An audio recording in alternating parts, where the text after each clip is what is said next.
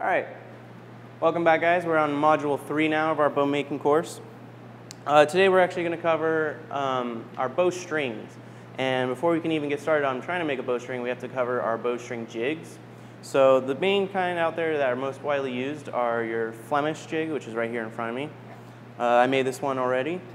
We're going to go over a little bit more on how to make this in our second video of module 3 coming up. The other kind that we're not going to be really covering is our endless loop jig, which there's plenty of tutorials out there if you want to try to learn. But I wanted to go with a Flemish jig because it's actually the most original kind of bowstring out there. It's been used tons of years now. It was used in the 100-Year War with the English. Commonly it was made out of silk, and then it would be reinforced with waxes.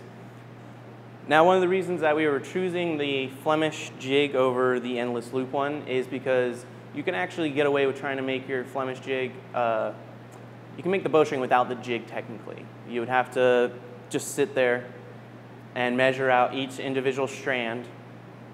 So what this jig allows you to do is take that out of the equation by looping the strings around the different knots. And when you cut it down the middle here, that's going to give you your 8, 9, 10 strands, as however many loops you go. Each one of these pegs right here represents one strand crossing over.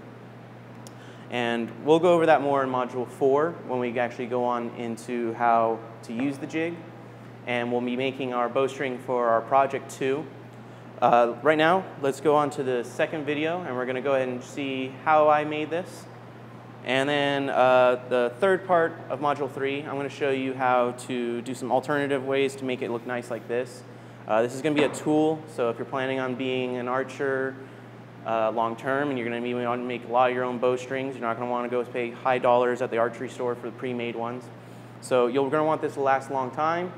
And you're also going to want to, if you're trying to sell strings, Flemish bowstrings are being very popular online now. You see a lot of them on sale on Etsy and other kinds of craft websites out there. So if you're planning on trying to make your own Flemish bowstrings and sell them online, you're going to want to make sure you have a real nice tool to make them with. And the nice thing about this is if you make it all nice and really take your time and stain it and seal it, it's going to be a tool that lasts a long time, but also looks really good for promotional work, photos of your work that you might want to put online to promote yourself, anything that you want to do. You just want everything that you have going out there into the world to look really nice and to show off your craftsmanship, so that way people can see that you really put that heart into everything and not just the bow. So let's go ahead and head on to our part 2 of module 3, and I'll show you how to make the most basic form of this Flemish jig.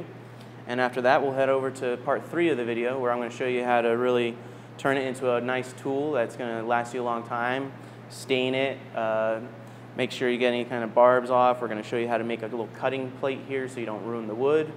And let's go ahead and get started.